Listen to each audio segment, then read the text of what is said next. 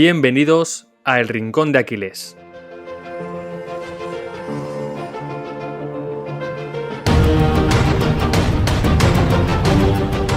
Es necesario tener un ideal que guíe nuestros pensamientos y acciones, al igual que los marineros se guían por las constelaciones. Séneca. Con esta cita del gran Séneca, vamos a empezar hoy este podcast especial sobre estoicismo. Vamos a ahondar en la base de la filosofía estoica y vamos a entrar en profundidad en una de sus herramientas más potentes, la dicotomía del control. David, ¿qué te parece si empezamos por cómo nace esta filosofía y quién es su precursor? Muy buenas, Sergio. Bueno, decirte que tenía muchísimas ganas de grabar este podcast porque, creo que tanto a ti como a mí el estoicismo es una filosofía que nos ha influenciado mucho durante estos últimos meses, incluso años ya. Así que vamos a empezar por la parte aburrida, que es un poco el origen, ¿no? El nacimiento de esta corriente filosófica, pero lo hacemos sobre todo para los que no conozcáis tan profundamente esta corriente, os pongáis en contexto, ¿vale? Os situéis. El estoicismo nació hace unos 2300 años en antigua Grecia y fue fundado por un comerciante llamado Zenón de Citio. De hecho, Zenón de Citio tiene una cita muy famosa que dice así: tuve un viaje muy próspero gracias a sufrir un naufragio. Esto quiere decir que, Zenón era un comerciante, ya os lo he dicho antes, y en uno de sus viajes donde transportaba mercancías tuvo un naufragio y perdió absolutamente todo.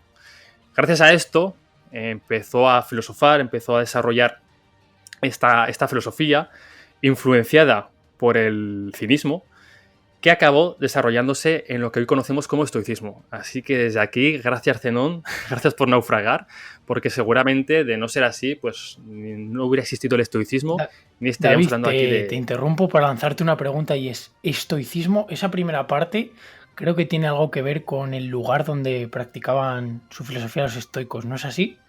Pues mira, Sergio, Zenón de Citio, como hemos comentado, perdió todo su dinero en el naufragio que sufrió. Entonces no tenía nada de dinero para comprar un edificio donde divulgar su filosofía. Por aquella época, Platón tenía la academia, Aristóteles tenía su famoso liceo, pero Zenón decidió reunirse con sus seguidores en las calles de Atenas a la sombra de la famosa Estoa, que en griego significa pórtico, para discutir e impartir su filosofía. Precisamente el término estoicismo viene de esta palabra estoa, que significa, como he dicho ahora, pórtico en griego. Perfecto, creo que a la audiencia le ha quedado muy claro. Y ya por pasar un poco al siguiente tema, David, si nos puedes contar esa época de máximo esplendor con el emperador Marco Aurelio y cómo entra en declive el estoicismo. Pues Sergio, de hecho, el estoicismo desde su nacimiento en el año 304 exactamente, antes de Cristo, hasta la muerte del emperador Marco Aurelio, en el año 180 después de Cristo, fueron 4 siglos donde esta filosofía, esta corriente de pensamiento, tuvo su máximo esplendor. Tras la muerte de Marco Aurelio, he de decir que con el auge del cristianismo, estas corrientes filosóficas de la época helenística empezaron su declive. Y finalmente, en el siglo V, el emperador, por aquel entonces llamado Justiniano, pues cerró las 3 escuelas más importantes de la época: el Liceo, la Academia y la Estoa de Zenón de Citio. Y tras todo esto y tras ese declive, tras la muerte de Marco Aurelio, actualmente han resurgido, gracias a autores como Ryan Holiday, Tim Ferriss o Massimo Pigliucci, esta filosofía ha vuelto a resurgir en nuestra sociedad. Y sobre todo también en habla hispana agradecer la labor de Marcos Vázquez con su libro Invicto y de Pedro Vivar con su libro de La felicidad es el problema, y también la labor que realizan en redes divulgando a diario sobre esta filosofía estoica, sobre salud, sobre psicología. Así que gracias a los dos. Totalmente, Sergio. De hecho, es el tema que queremos tratar hoy en este podcast, ¿no? Os hemos puesto un poco en contexto de dónde viene esta filosofía, cómo surgió, pero lo que nos interesa ahora es por qué se está hablando tanto de repente de esta filosofía. Y bueno, realmente no es tan de repente, porque en la década de los 70, gracias al libro de Pierre Hadot, La ciudad del interior, empezó a resurgir el estoicismo, que llevaba bastantes siglos bajo una manta. Y como has dicho, Sergio, personajes públicos, CEOs de empresas, como es el CEO de Twitter, Ryan Holiday, Tim Ferriss, Massimo Pigliucci, tú has nombrado ahora autores españoles como Marcos Vázquez, Pedro Vivar, han hecho un gran favor porque esta filosofía la empiece a conocer gente como tú, como yo, que no conocíamos su existencia, y lo mejor aún, que empecemos a beneficiarnos de las ventajas y de las herramientas que nos da. Totalmente, porque si algo tiene el estoicismo es practicidad, es enseñarte a utilizar ciertas herramientas en tu día a día, y creo que esa parte clave del estoicismo la vamos a destacar en este podcast, y sobre todo vamos a hablar de una de las herramientas más importantes, que es la dicotomía del control. Pero creo que antes tenemos que entrar un poco en un dilema. Hoy en día en la sociedad todos nos ponemos etiqueta: estoico, hedonista, epicúreo. Bueno, todo el mundo se pone etiquetas para todo, para todo. Entonces, Pues si quieres mi más sincera opinión, te diría que está mal utilizada la etiqueta estoico. Básicamente porque ni el propio emperador Marco Aurelio, él mismo reconocía que él no era un estoico. Él muchas veces fallaba. Al final el estoico es un referente que tenemos, ¿no? Un ideal a perseguir, pero es un ideal imposible de perseguir. Más que nada porque somos seres humanos. Y como seres humanos vamos a fallar. Y eso es algo bueno, no tiene por qué ser malo per se. Pero no veo correcto que nos definamos como estoicos porque realmente, bueno, partiendo de la base de que no creo que ninguna persona se comporte o viva en torno a una sola filosofía, creo que todos nosotros somos influenciados por muchas personas, por muchas filosofías, por libros, por autores. Entonces no tiene sentido de que alguien se etiquete a sí mismo como estoico, ¿no? Ya no porque lo más probable es que su filosofía de vida no sea 100% basada en estoicismo, sino porque, aunque lo fuese, es completamente imposible que una persona, el 100% de su tiempo, se comporte como este ideal estoico. Entonces, no hay nada de malo en no decir que eres estoico. Y yo, por poner un ejemplo más práctico, diría, cuando una persona practica el estoicismo, que al final está teniendo una actitud estoica, ¿no?, ante la vida. totalmente de acuerdo, y yo creo que ese ha sido uno de los motivos por el que hemos empezado con la cita de Séneca, que la repito para darle ya esa interpretación y coger ese significado. Es necesario tener un ideal que guíe nuestros pensamientos y acciones, que, como ha dicho David, sería el estoico. Y la segunda parte, al igual que los marineros se guían por las constelaciones. Totalmente, o sea, para Séneca, el estoico es esa constelación que tiene que guiar nuestra vida, es ese ideal al que aspirar, ese listón contra el que medirte, esa persona con la que te comparas día a día y dices: tengo que aspirar a esta utopía, pero realmente está muy cercano a una utopía. Simplemente es algo contra lo que medirse, y como somos humanos vamos a tener errores, pero está bien tener esa referencia contra la que medirse a la hora de actuar. Totalmente, Sergio.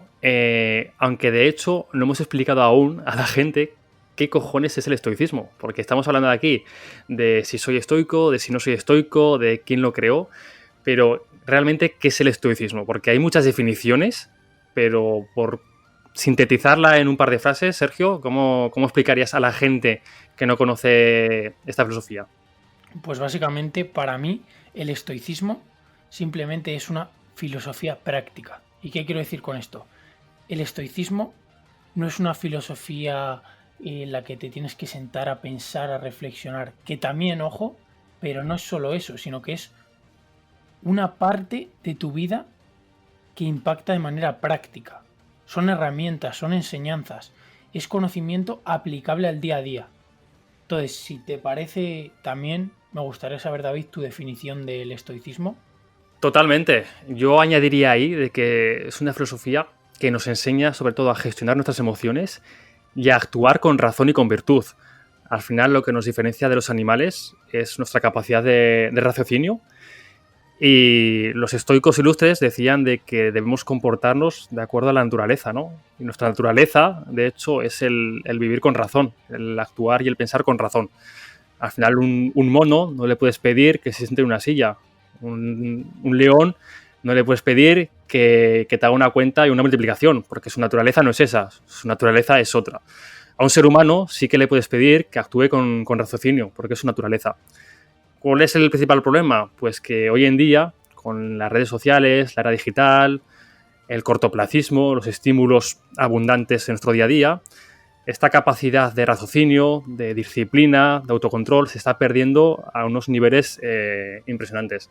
Entonces el estoicismo nos hace una pequeña llamada a la atención de que cuando tengamos o vayamos a tomar una decisión en nuestra vida, tomemos aire, tengamos autocontrol de nuestras emociones, de lo que sentimos y actuemos con raciocinio, que pensemos. Yo, Sergio, por resumir ya, añadiría lo que has dicho, que el estoicismo nos ayuda a gestionar nuestras emociones. Emociones con connotación negativa, como puede ser la ira, el miedo, la rabia. Son emociones que no podemos deshacernos de ellas, las tenemos de forma intrínseca, están por algo, tienen su razón de ser. El problema viene cuando estas emociones nos controlan a nosotros y no al revés. El estoicismo nos brinda herramientas para gestionar estas emociones. Y con eso vamos a conseguir que nuestros niveles de ansiedad, de frustración y de estrés sean inferiores a lo que tenemos ahora. Mucha gente vive con unos niveles exagerados de ansiedad, de frustración, y es porque no han aprendido a gestionar sus emociones, no han aprendido a gestionar sus impulsos, a tener disciplina. Y de hecho, Sergio, que es el principio del que queríamos hablar hoy, es un principio y una herramienta que nos ayuda a conseguir esto que estoy diciendo, ¿no? A gestionar nuestras emociones de una forma más óptima, a obrar con virtud, a pensar con razón antes de tomar una decisión, y es la dicotomía de control. Entonces, Sergio, explica a la gente que no ha escuchado en su vida esta palabra, ¿qué es la dicotomía de control? Pues vale, David, pero antes, si me lo permites, te voy a hacer un pequeño matiz a lo que has añadido y algo que creo que hay que destacar en este podcast. Ser estoico o aspirar a ser estoico, porque como hemos dicho, no se puede ser estoico, no es ser un robot, no es no tener emociones, es saber gestionarlas. Aspirar a ser estoico es lo que ha dicho David, ese miedo, esa rabia, pero incluso las emociones positivas, tenerlas bajo control y ser tú el que las gestione, no que ellas te gestionen a ti. Entonces hay una frase de Taleb, que os daré mucho la murga con él en el podcast, porque es un autor que a mí me gusta mucho, que dice lo siguiente: el estoicismo se trata de la domesticación de las emociones, no de su eliminación. Entonces, no ser robots, ser estoico o aspirar a ser estoico no es aspirar a ser un robot, nadie quiere aspirar a eso. Por favor, gestiona las emociones y no las elimines. Y ya con esto paso a lo que me ha dicho David, el tema de la dicotomía del control, que al final es una de las herramientas, como tú bien has dicho, más útiles del estoicismo, que básicamente consiste en diferenciar entre lo que está bajo tu control y lo que no. Existe una pequeña variación que se llama tricotomía del control, que aparte de lo que está bajo tu control y lo que no, introduce una parte que está parcialmente bajo tu control. Entonces puede ser interesante también tenerlo en cuenta, pero nos vamos a centrar en esta dicotomía del control. Básicamente, ¿qué nos dice esta dicotomía del control? Céntrate en lo que puedes controlar. Es que lo que no puedes controlar, no lo puedes controlar. Lo único que te va a generar es estrés, es ruido externo. Entonces, hay una frase muy buena de Marco Aurelio, que es: tú tienes poder sobre tu mente, no sobre los acontecimientos. Date cuenta de esto y encontrarás la fuerza. Entonces, y ya por darte paso, David, a que pongas algún ejemplo, pon el foco en lo que puedes controlar y también importante en lo que puedes controlar y es importante para ti y para tus objetivos. Así es, Sergio. Yo he de decir que, de verdad, escuchar esto bien, porque algo tan simple como es la dicotomía de control, no os imagináis, de verdad, hasta qué punto puede hacer que cambie vuestras vidas. Y no quiero ponerme gurú, ni quiero ponerme salvador, ni Mr. Wonderful, pero os lo digo de verdad. Yo lo he vivido en mis propias carnes. Algo tan sencillo como saber diferenciar entre lo que está bajo tu control y lo que no, como ha dicho Sergio. Y ya no saber diferenciar, sino asumir de que lo que no está bajo tu control no entra en tu cabeza, no puede entrar en tus pensamientos, porque no tienes ninguna capacidad de acción para que eso cambie. Os vais a evitar mucha frustración, muchos pensamientos negativos, muchas comeduras de cabeza, y como todo, al final esto no va a ser de la noche a la mañana. A mí me sigue costando, es algo que tienes que empezar de poquito a poquito. Es una herramienta que podemos poner en práctica en cualquier aspecto de nuestra vida. ¿Cuántas veces hemos hecho un plan para el fin de semana y justo el sábado que teníamos fiesta, que teníamos preparado un plan con los amigos, pernos de camping, y ese día llovía? ¡Ay, qué mala suerte, chico! Que ha llovido ese día. ¿Qué sentido tiene que le estemos dando vueltas durante toda la semana o durante el mismo día de que qué mala suerte, que qué desgraciados somos porque está lloviendo. No tiene sentido. O sea, al final, si lo pensáis de forma raciocinia, de lo que os he hablado antes, no tiene ningún sentido. Que llueva o que no llueva no es malo ni bueno. Al final no depende de nosotros controlar el tiempo atmosférico. Centraros en lo que podéis hacer. Si ese sábado no podéis iros de camping porque está lloviendo, pues estoy seguro de que hay 1000 planes más que podéis hacer bajo techo, o incluso quedaros en casa para leer, para estudiar, para ver una peli, para hacer 1000 cosas. Pero no tiene sentido que estéis todo el día hablando y dándole vueltas al mismo tema sobre qué mala suerte que está lloviendo. O por ejemplo, el entrenamiento. Ahora con la pandemia, ¿cuántos de nosotros nos hemos tenido que quedar en casa y hemos podido entrenar menos o entrenar con peor calidad porque nos faltaba material? Pero aquí tenemos dos opciones y volvemos a la dicotomía de control. Tenemos la opción que ha elegido mucha gente, que es el quejarse, el que mala suerte, es que ahora no puedo entrenar igual de bien que antes, es que claro así. O centrarte en lo que puedes hacer y actúa. Pues si tienes menos material, haz lo que puedas con lo que tengas. No malgastes energías ni pensamientos en condicionales, en easy, easy. No, la realidad es la que es.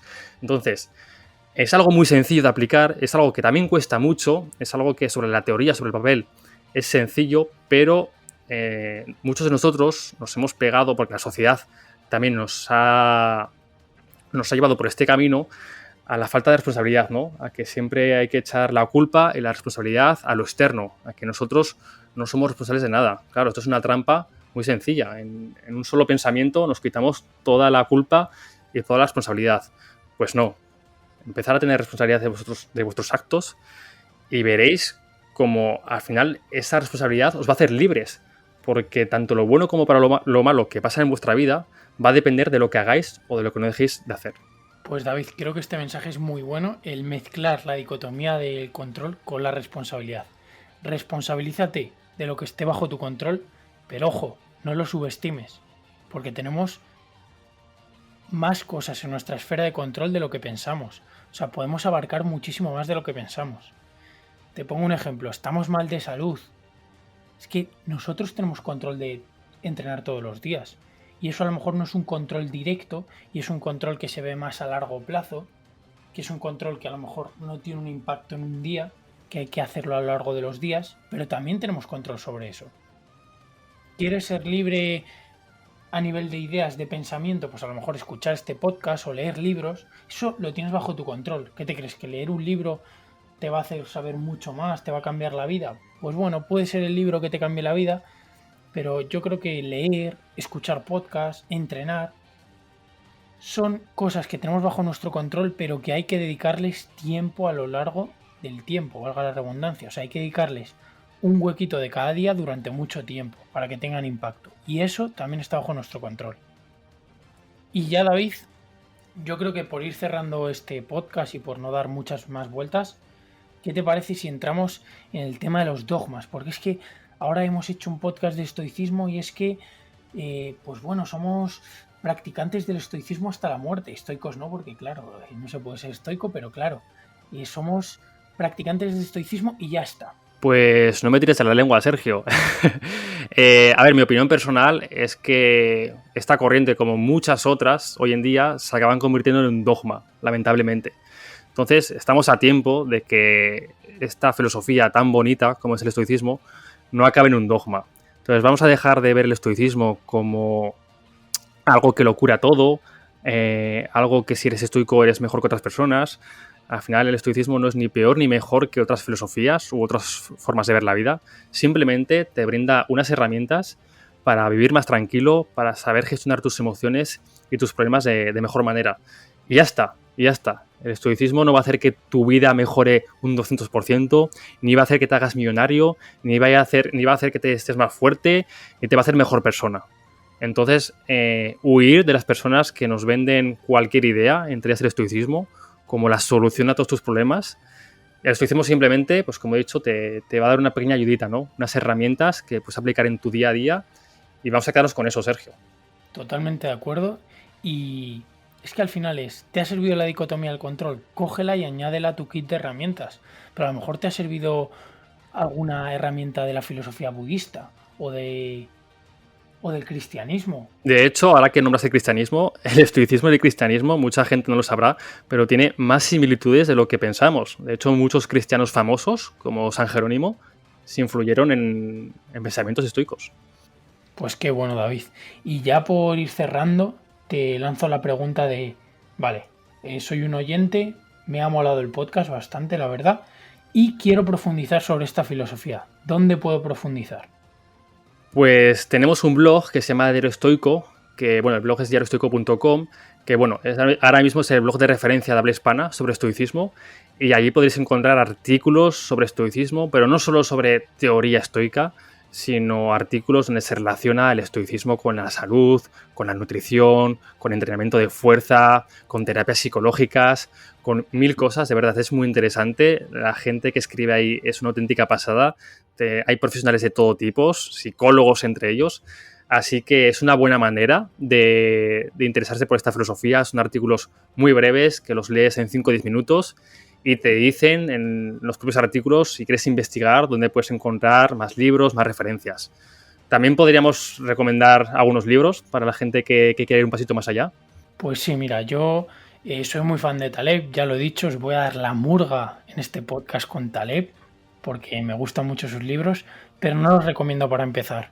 O sea, yo recomendaría Ryan Holiday con El obstáculo es el camino o El ego es el enemigo. Recomendaría también el libro de Massimo Pigliucci de Cómo ser un estoico.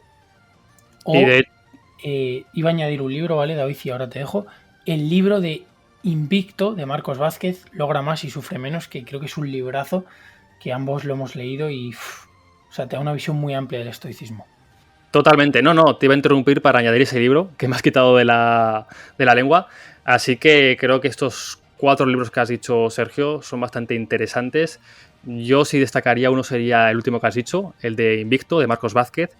Hace un resumen bestial sobre la filosofía estoica. Además, Marcos es una persona con pensamiento crítico y se nota muchísimo en la forma que tiene. Eso es, y también, bueno, nosotros seguiremos tratando temas de estoicismo por aquí, así que si quieres suscribirte para estar más al tanto o quieres echar un ojo al proyecto, pues estás más que bienvenido. De hablar de esta filosofía, así que es un buen libro para empezar. Eso es, Sergio. Bueno, por mi parte creo que nada más que añadir. Por la mía tampoco, yo creo que ya nos despedimos. Pues nos vemos en el siguiente episodio. Hasta luego.